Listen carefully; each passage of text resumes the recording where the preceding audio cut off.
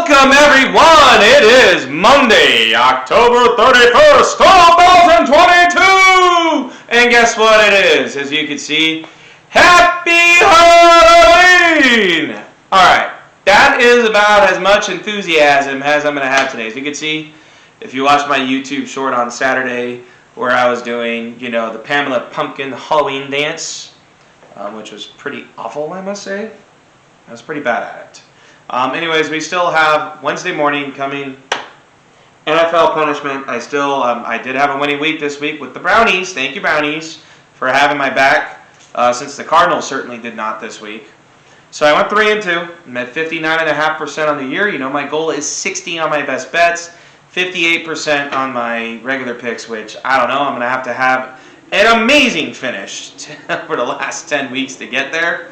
But you never know. I did go 9-6 overall this week, and 3-2 in the best bets, thanks to the Brownies. Anyways, we are going to talk about the Cardinals, everyone. And trust me, I don't want to talk about the Cardinals today because it makes me just want to throw something. And if you want to throw something while you're watching this video, you want to throw a pillow or you want to punch something, you want to kick something. As long as it's like, a pillow or a stuffed animal, not an object or a person, please.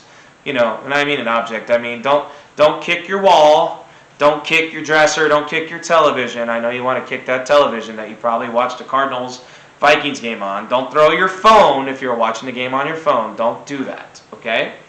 Anyways, let's get this done and over with and maybe try to bring some positivity to today's Cardinals Cast episode. We're going to talk about the 3 reasons why the Cardinals lost. Number 1, Cardinals running backs at 30 yards rushing. Dalvin Cook, Alexander Mattison, and even Kirk freaking Cousins almost outgained Kyler Murray on the ground, which is pretty pathetic. But the Cardinals got bullied up front, both sides of the ball. Kyler got sacked 5 times. Kirk Cousins, he got pressured some, but when it came to running the football, the Cardinals were not good at stopping the run. They were a little better in the second half, but in the first half, the Vikings set the tone. It was not good. And then, of course, when the Cardinals took their only lead of the game, what did they do? They let the Vikings go 75 yards in 7 plays and score like that. It was pathetic display by both lines. But to be expected, unfortunately, the one concern of the game was the offensive line playing with 3 backups. But still, you got bullied up front. And that's pretty much, with Mark Schlereth, Mr. Offensive Lineman, calling the game, which team was the one who actually made him smile back to, the days as Mr. Stink with the Hogs and with the Donkeys in the late 90s. It was the Vikings, not the Cardinals. Terrible situationally, terrible. And I will say that the Cardinals did make some stops in the fourth quarter after Kyler Murray threw an interception. 3 and out. After the Cardinals got stopped on 4 downs in a row, and 4 downs, and this all happened pretty much right around, the 40-45 yard line. What happened there? Short pass to Benjamin, former Cardinal Jordan Hicks. Of course, former Cardinals Jordan Hicks, Patrick Peterson definitely had a little bit of extra mojo yesterday. Wouldn't you say, Patrick Peterson? Calm down, buddy. Calm down. You got paid your money by the Cardinals. They let you go. You went to Minnesota. You're still a marginally decent corner. You were not the guy you were 3-4 years ago. You're not. Stop it. Shut the heck up. I am tired of hearing a Patrick Peterson talk. Chirp, chirp, chirp, chirp. Shut up. Shut up. Just please. I'm tired of it. I think all Cardinals fans are tired of it. We don't want to hear a peep from you anymore, Patrick Peterson. Good for you. You had a good game. You dropped a couple interceptions. Your team did pick off 2 passes, but you didn't pick off any. You dropped a couple opportunities. You played a good game. You weren't even guarding Nuke, who did have 10 for 153 and a touch. If you were guarding Nuke, I'm pretty sure your day would have been fantastic. Good job guarding A.J. Green and Robbie Anderson. Thumbs up. So excited for you. But yes, terrible situationally. To talk about, I think the defense, Kirk Cousins and the Vikings wanted to give that game away to you. They did. But guess what? The Vikings were in the red zone 5 times. Guess how many touchdowns the Vikings scored in the red zone? 5. You couldn't make 1 stop in the red zone. Once the Vikings got inside your 20, game over. The other drives, the other 7 Vikings drives, I know the Cardinals defense played pretty well in those other drives, but still, those 5 drives are in the red zone. Touchdown, touchdown, touchdown, touchdown, touchdown. The Cardinals, obviously, early in the fourth quarter, after they got a turnover of Kirk Cousins, what did they do? Had to call a timeout, which they could have used, and then on third down, Billy Price and Kyler Murray, miscommunication. Billy Price snaps the ball at Kyler Murray's left arm. Kyler has to dive on the ball. Drive over, you have to settle for a field goal. Of course, Greg Dortch, muff punt. This is what losing teams do. This is a game that could have went either way. I mean, the defense made enough plays, even though they were terribly situationally in the red zone. They did make enough plays to give you a chance to win the game. D-Hop was balling. Kyler was hot and cold, but still, you had a chance. You went up 17-14. You let them go down the field 75 yards. Remember a couple weeks ago in the game against the Seahawks when you got that special teams gaffe to get within 3. Seahawks scored 1 touchdown the whole game. Guess what drive it was after that? Come on, defense. Make a friggin' stop. Make a stop when you need to. You know what? Great you make a stop when you're down 14-3 in the second quarter. Which, let's get to that. Number 3. Another slow start. Another slow start. There's been 8 games played. You know how many times the opposing team on their first possession failed to score against the Arizona Cardinals? Once. All season. 1 time. As the opposing team. Chiefs, touchdown. Raiders, touchdown. Rams, field goal. Eagles, touchdown. Seahawks, field goal. Saints, touchdown. Vikings, touchdown. In 8 games, 5 opening drive touchdowns. You know how many times the Cardinals have scored a touchdown on their opening possession in 8 games? Try 0. And in fact, until the last 3 games, the first 5 games they scored nothing. The last 3 games they've gotten a field goal on their first possession. Congratulations. But you're behind early every single game this year. And the only game you weren't was against the inept Carolina Panthers, but you were still trailing at the half.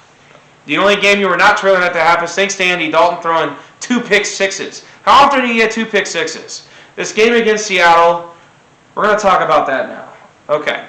We need to let's just not talk about this game anymore, because it's just making me angry. It's making all the Cardinals fans angry. You thought we were frustrated against the Seattle game.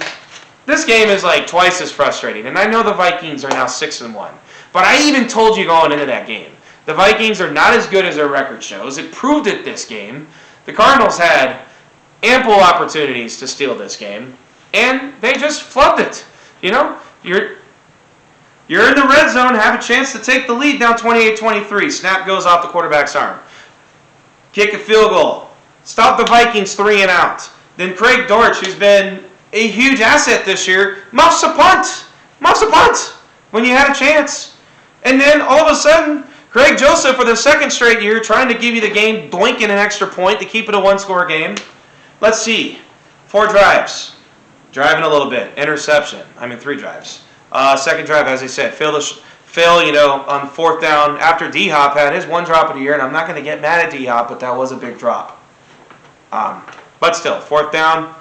Throw it to Eno, short of the sticks. You got to know, I'm actually going to blame that a little more on Eno than Kyler. You got to know where the first down sticks is, You got to go 5 yards, not 3.5. 5 yards. Make sure you're past the sticks when you catch it.